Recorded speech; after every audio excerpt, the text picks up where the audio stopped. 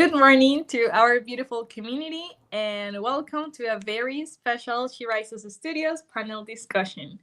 This is for She Knows Her Worth, empowering women through empowerment, through self respect and confidence.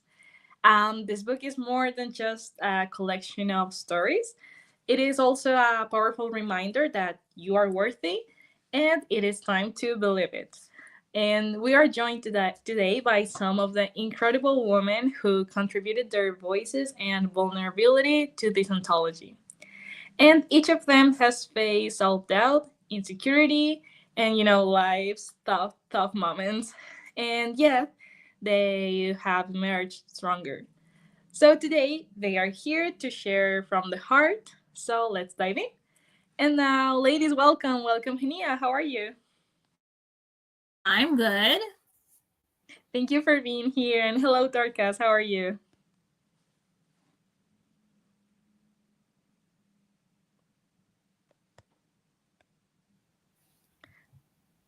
Oh, I don't know if we lost Dorcas. It's alive. Yeah. Okay, it's okay. I think we can start with the questions and we can start listening to Hania and then while Dorcas has her internet back. So, okay, I will have some questions for you to understand a little bit better your story, your journey, and your thoughts on this book. So, my first question would be can you tell us a bit about your personal journey? Was there a moment when you realized you had to start seeing yourself differently? Yes. I There was a moment in my life where I had to start seeing myself differently cuz I remember being told that I'm not good enough. When I just recently I've actually this actually happened to me pretty recently. It's happened to me several times in the past too. But what actually got to me was that my blog is right now one of the best ones. It's not that good. Okay, fine. I don't use that much editing and all those things, but being told not good enough. So that's what struck me. No, I know my worth and I know my journey doesn't end here. And with me, pretty much, it was someone who actually encouraged me to go into competition and stuff, and actually was the same person to say that no, I'm not worth it even now. So that's pretty much where it is and where I know my worth. But I know that it's not just about about having a career, getting married. No, you need to know your worth wherever you are in your life. That doesn't mean that there's a certain thing you have to follow. No, if you're strong enough, you got to keep working hard at it. So that's the thing. I really like what you said about, it doesn't come at a specific moment in your life. You have to work it. You have to do it at any point in your life because we all have these different circumstances, and I totally agree with you on that. Now, hello, Dorcas. Are you there? Yeah, I am. Okay, perfect. Well, let me repeat the question for you. I was asking Hunia to tell us a little bit about her personal journey. So if you could do the same and reply to the question that was, if was there a moment when you realized you had to start seeing yourself differently? Yes, there was from my story. I was a wounded lady. I grew up losing my father when I was a young girl at 6 years old, and I have to live with relatives who were not ready to invest in my education, and I just have to find my way around. And my striking story started when I had my first relationship that failed. And in the bit of getting out of the injury, I met another person, and before I knew it, I was pregnant as a single girl, raised by a single. My mom was a widow with 6 children, and the young man. I was wondering what would happen. Relationship failed again, and along the line, I discovered there was an issue. I was wondering what's the problem, and I realized there was an external influence. There was an auntie that doesn't like me because she knows my mom, and my mom was a junior staff in the office, and they were from the higher class. And And I got to understand what was it. And seeing that I've disappointed my mom and my siblings, a widow struggling with 6 children, and one of the daughter disappointing you. And my mom is a very religious person. So you can imagine her story, her state, and she felt very bad, but she helped me. So one of the nights I woke up at night, had my mom praying, I was crying. It touched me. And I told myself, I said, I put this woman in a mess. I caused the mess and I'll be responsible for my mess.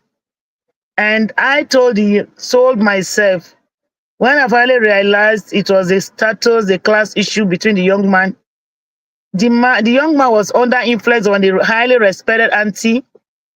And I said to myself from that day, I said, I'm going to make it up to this woman. That's my mom, my sibling. And to the young man, I told myself and his entire family, I said, I'm going to be the wife he ever missed in his life. And that was my starting point. I said, you will see me on TV in the future and ever regretted losing me. And that was when my transformation started. And I realized that whatever will make me better as a young lady, then I desire it. So whenever I see a woman program going on, anything on personal development, I pick interest in it and I go for it. And that's why I begin to see how I can become better each time, each moment. And I was able to I searched for a job, a minor job, and I told myself, I won't put the body of my child on my mom. I made a mistake and I'll be responsible for my error. And my child won't be despised.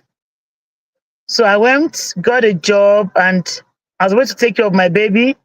After delivery, I went back to school. And my mom was a administrative staff in the College of Education there. We live in the staff quarters. After my baby was a year, I went back to school. She helped me. I combined some minor job with my study. And funny enough, the young man the wife resisted me was a top senior official in the office. He just kind of despised me, felt nothing good can come out of this. But one of the days, I decided to go and check my grades in school. And he was an exam officer. I said, I want to check my grades. He wasn't responding. I was persistent because I just felt this lady is distracted, combining businesses, motherhood, and stuff like that. But when he would check my results, he was marveled by what he saw. I had 17 courses with a little baby in my hand, with little hustling here and there in the neighborhood.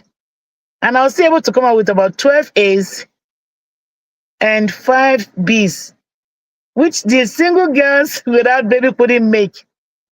And that's where my story started from. And as I finished, I began to work. I went back to school. So in summary, today I have my I finished the NC, I had my degree, I have my second degree. I'm able to fund my school, Virtue Montessori Model School. I'm a proprietor, I have over 600 pupils. And I began to write. I've written over 70 books, which is now a publishing firm. And thirdly, I began to do my women empowerment stuff.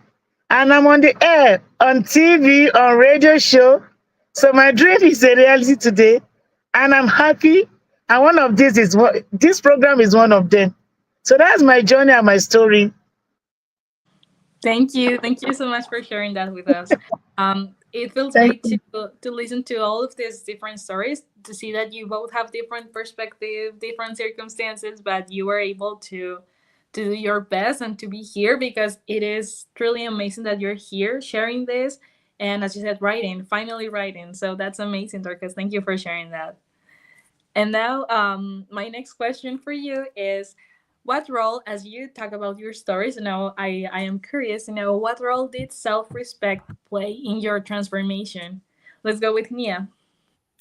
Okay, so with me, self-respect comes in transformation is when I first started competing in pageants. So I was very new to it. So I actually didn't know. So there's my first few pageants, there were a lot of mistakes. How I learned about self-respect is that I learned that being a pageant competitor, being a content creator, there's a certain way of how you announce stuff and how you do stuff. So I was very new to pageantry that time. At the same time, it was only 2 3 years of my blogging.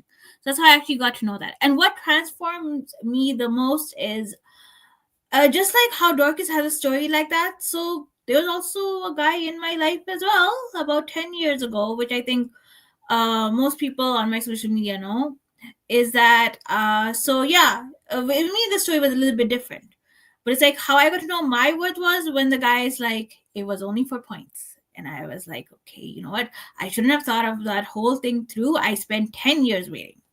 So that's a personal story. I don't want to get into detail about it. So that's what happened. Thank you for sharing that.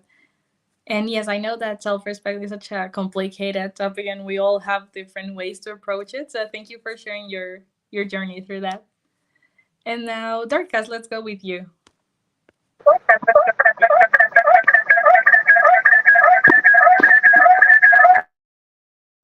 Oh, let's see. Hi, Dorcas. Hi, can you see me? There you go.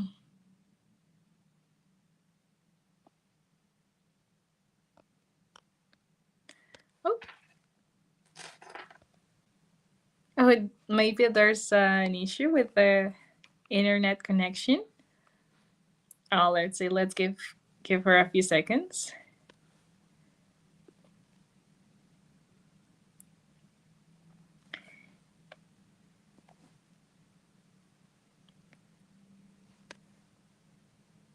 Okay, if not, then I think I can go with the next question with you, and then when she's back, Oh. then we can let her reply.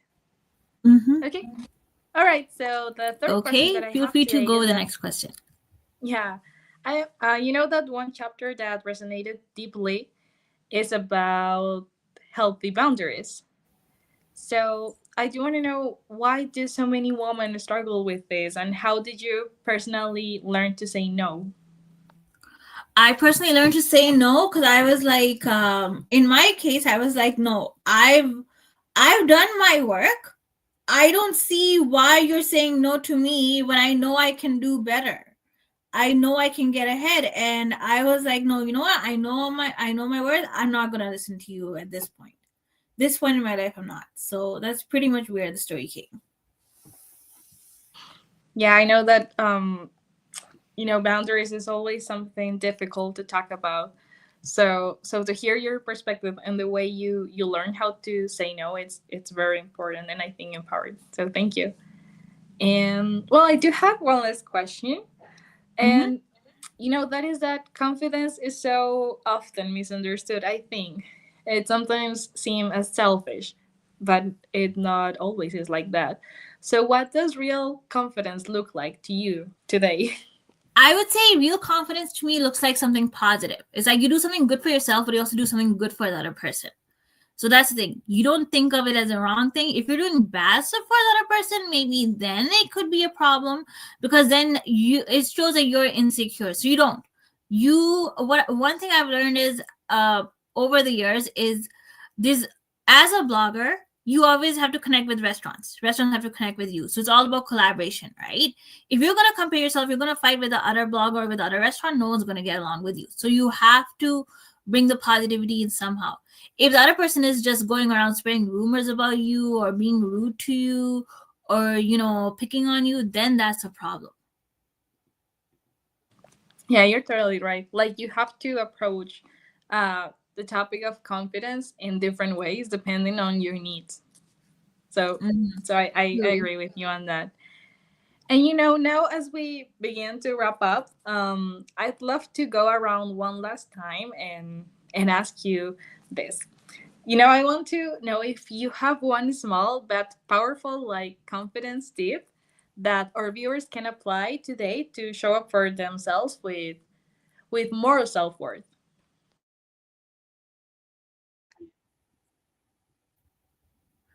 I would say